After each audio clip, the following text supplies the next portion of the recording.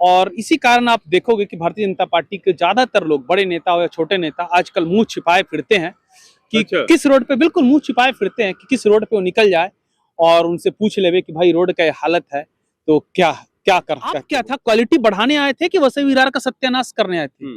राजन नाईक जी और स्नेहा दुबे मैडम, आप भूलिए मत, बहुत जल्दी फिर से आपको सड़क पे आना पड़ेगा।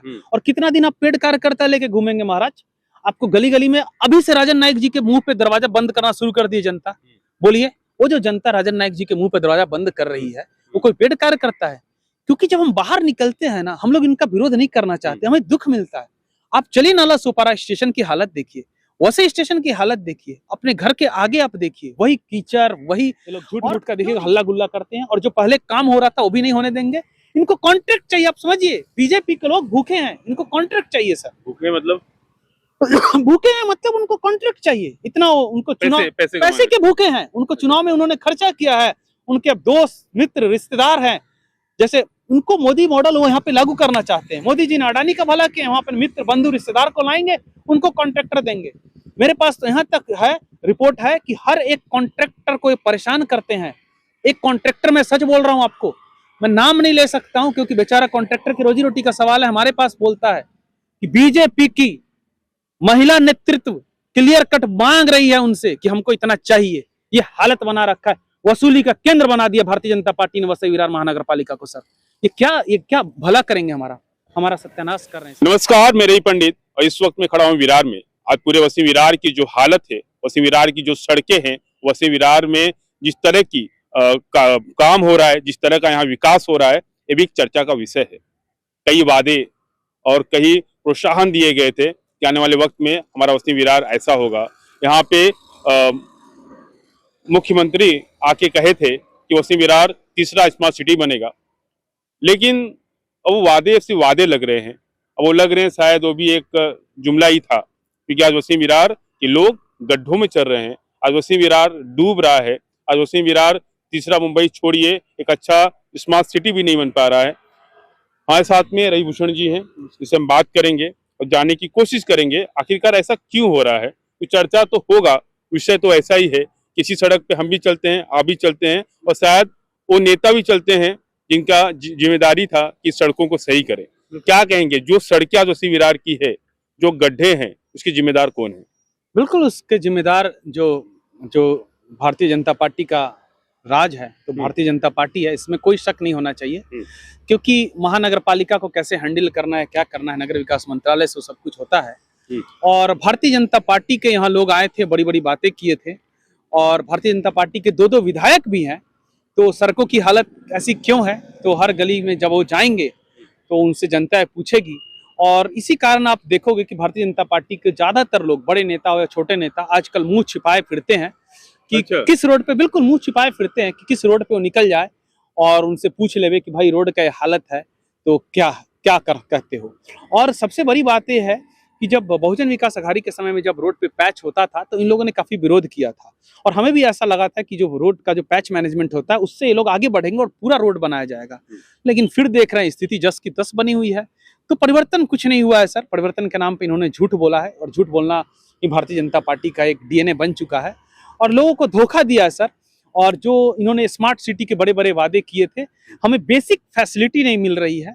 बेसिक फैसिलिटी, रोड, फुटपाथ, एक बेसिक फैसिलिटी है, वो देने में भारतीय जनता पार्टी बिल्कुल फेलियर हुई है। लोगों को समझ में नहीं आ रहा कि उन्होंने कमल का बटन आखिर दबाया ही था तो क्यों दबाया था, ये सर समझ के बाहर है सर। मैं बता रहा हूँ, बात की पेचवर्क की, वसई विरार में जो सड़क पे गड्ढे हैं उस पेचवर्क को भरने के लिए कई करोड़ का टेंडर पास हुआ है, और जिसे पिछले 2-3 महीने से जो कॉन्ट्रैक्टर यहाँ पे वो कर रहे हैं, अलग अलग जगहों पे अलग अलग कॉन्ट्रैक्टर को डिस्ट्रीब्यूट किया गया है, और मेन कॉन्ट्रैक्टर उसके एक ही है। पेचवर्क किया गया, और पेचवर्क वहां पर भी किया गया था जहां पे पेचवर्क नहीं करना था। दरअसल पेचवर्क के साइज के हिसाब से उनको पैसे मिलते थे, तो इसके लिए वो लोग हर जगह पे पेचवर्क कर रहे थे। कई जगहों पे 100-100 मीटर का पेचवर्क बना दिए थे। हमने शिकायत भी किया था वसई विरार महानगर पालिका में, लेकिन कुछ कार्रवाई नहीं हुई, जांच भी नहीं हुई। और पेचवर्क के पहले कुछ सड़क का भी काम हुआ था, लेकिन बारिश होने के बाद जब बारिश हुआ, पूरा वसई विरार डूबा।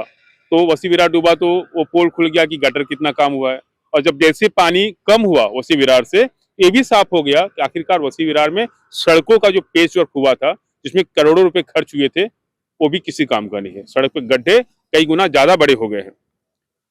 ये जो नेता हैं, चाहे किसी पार्टी को हो, चाहे बहुजन के हो, चाहे बीजेपी के हो, ये लोग इस पे काम क्यों नहीं करते हैं, इस पे बात क्यों नहीं करते हैं। तमाम आरोप प्रत्यारोप आपस में लगाते हैं, लेकिन जब सवाल खड़ा होता है जनता के लिए, जनता के मुद्दों के लिए, खामोश क्यों बैठते हैं। जिनकी जिम्मेदारी है वो खामोश क्यों बैठा है। इसमें दो बात है। पहला तो ये है कि जब चुनाव होता है तो वसई विरार की जनता को भी थोड़ा आत्ममंथन करना चाहिए। वसई विरार की जनता से मैं पूछना चाहता हूँ, क्या आपने अच्छे रोड के लिए वोट दिया था? हमें अपने आप से पूछना पड़ेगा, क्या हमने 24 घंटा पानी के लिए वोट दिया था? क्या हमने साफ सुथरे और क्लियर फुटपाथ के लिए वोट दिया था? वोट जब होता है, मैं सुबह सुबह जब निकला, जिस दिन वोटिंग होने वाला था, मैं आपको जो देखा वही दिखाता हूँ, बता रहा हूँ आपको।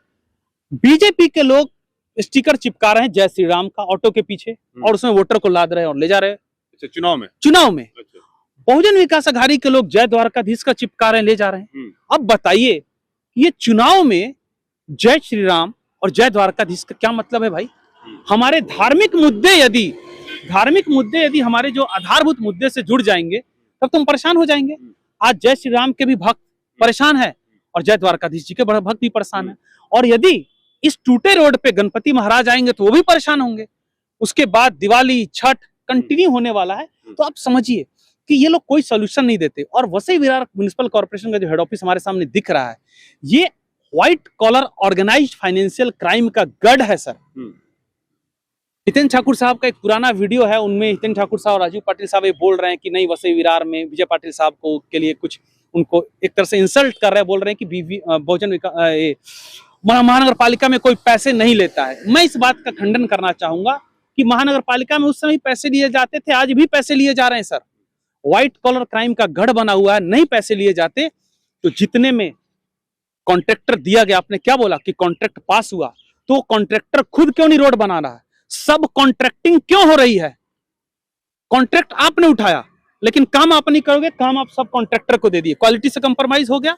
और जो नगर सेवक लोग हैं, जो भी हैं, उनका मेन उद्देश्य सर इस शहर की सेवा करना नहीं है। उनका मेन उद्देश्य इंफ्रा कंपनी खोलो, कॉन्ट्रैक्ट उठाओ, महानगर पालिका के पैसे कमाओ। खुद नहीं उठा सकते हो अपने रिलेटिव लोगों को।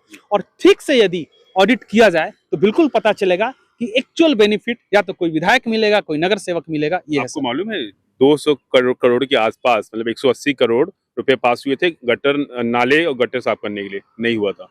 पूरा वसई विरार डूबा हुआ था।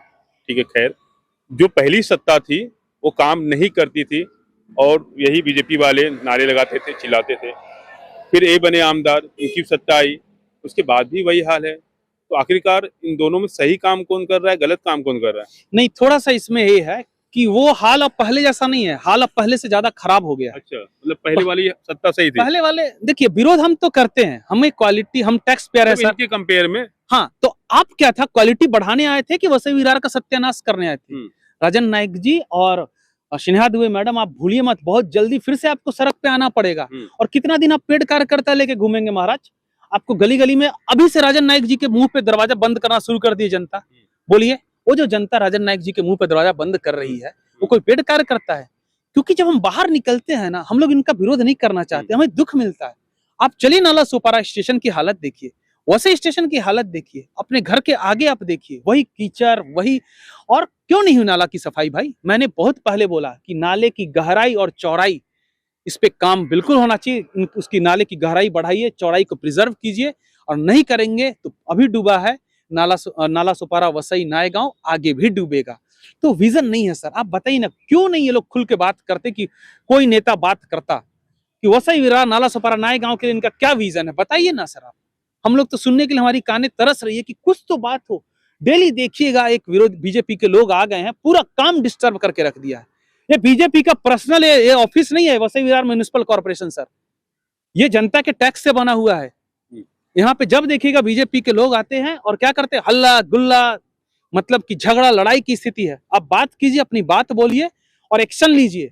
सत्ता आपके पास भी है, यदि कोई नहीं कर रहा तो काम करवाइए उन ऑफिसर से। तो हमेशा लाइमलाइट में रहने के लिए ये लोग झूठ मूठ का देखिएगा हल्ला गुल्ला करते हैं, और जो पहले काम हो रहा था वो भी नहीं होने देंगे। इनको कॉन्ट्रैक्ट चाहिए, आप समझिए, बीजेपी के लोग भूखे हैं, इनको कॉन्ट्रैक्ट चाहिए सर। भूखे मतलब भूखे हैं मतलब उनको कॉन्ट्रैक्ट चाहिए, इतना उनको चुनाव पैसे के भूखे हैं, उनको चुनाव में उन्होंने खर्चा किया है, उनके दोस्त मित्र रिश्तेदार हैं, जैसे उनको मोदी मॉडल वो यहाँ पे लागू करना चाहते हैं। मोदी जी ने अडानी का भला किया, वहां पर मित्र बंधु रिश्तेदार को लाएंगे, उनको कॉन्ट्रैक्टर देंगे। मेरे पास तो यहाँ तक है रिपोर्ट है कि हर एक कॉन्ट्रैक्टर को परेशान करते हैं। एक कॉन्ट्रैक्टर, मैं सच बोल रहा हूँ आपको, मैं नाम नहीं ले सकता हूँ क्योंकि बेचारा कॉन्ट्रैक्टर की रोजी रोटी का सवाल है, हमारे पास बोलता है कि बीजेपी की महिला नेतृत्व क्लियर कट मांग रही है उनसे कि हमको इतना चाहिए। ये हालत बना रखा है, वसूली का केंद्र बना दिया भारतीय जनता पार्टी ने वसई विरार महानगर पालिका को। सर ये क्या भला करेंगे, हमारा सत्यानाश कर रहे हैं सर। ये पहले से क्वालिटी और गिरते जा रहा है, क्वालिटी इनको पहले से बढ़ाना था, इन्होंने गलत किया सर। एक वीडियो वायरल हुआ था कुछ साल पहले, आपने देखा रहेगा कि बहुजन विकास अघाड़ी के हितेन ठाकुर जी आयुक्त को डांट रहे थे, ठीक है, बहुत वीडियो वायरल हुआ था। डर था, एक डर बना हुआ था, आयुक्त को डांटते थे, तमाम लोगों को चिल्लाते थे और अपनी भाषा में समझाते थे। वो डर कहीं खत्म तो नहीं हो गया है और शायद इसके लिए काम नहीं हो पा रहा है?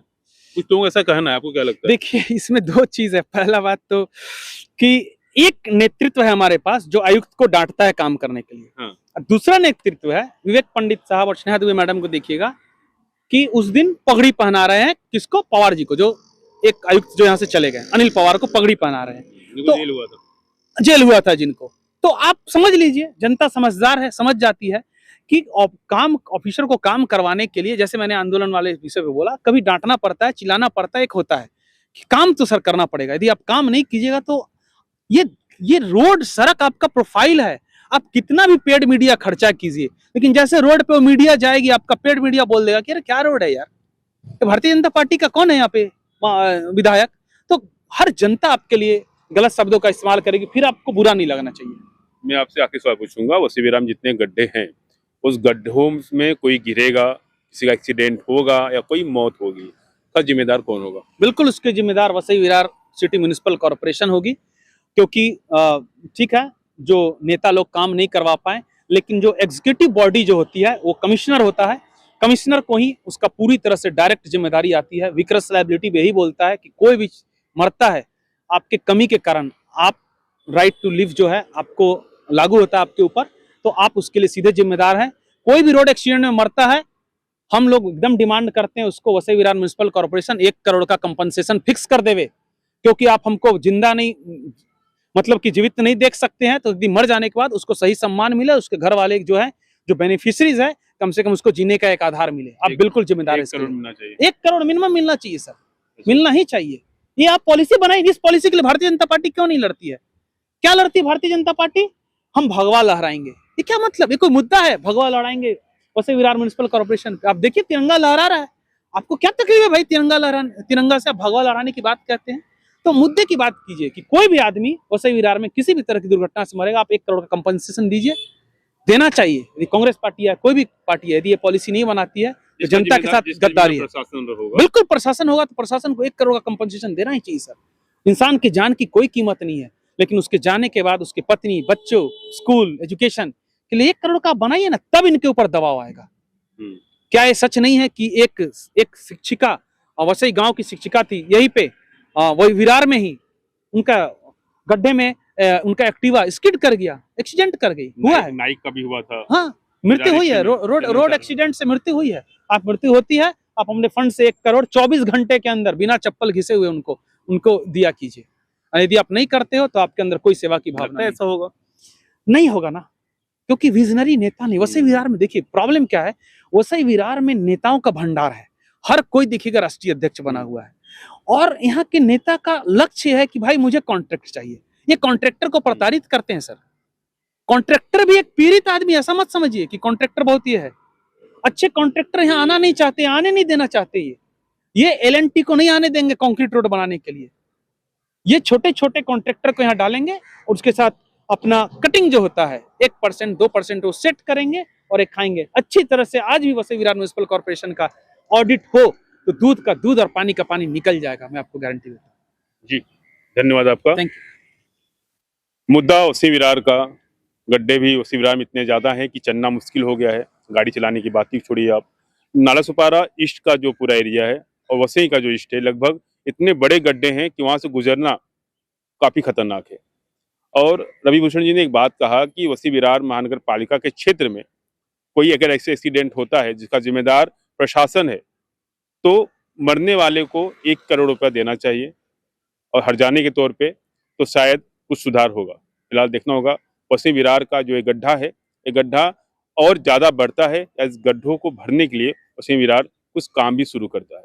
और इस साल इस गड्ढों में गिरने से कितने लोग घायल होंगे, कितना एक्सीडेंट होगा और क्या किसी की जान जाएगी, तो आने वाले वक्त में साफ हो जाएगा।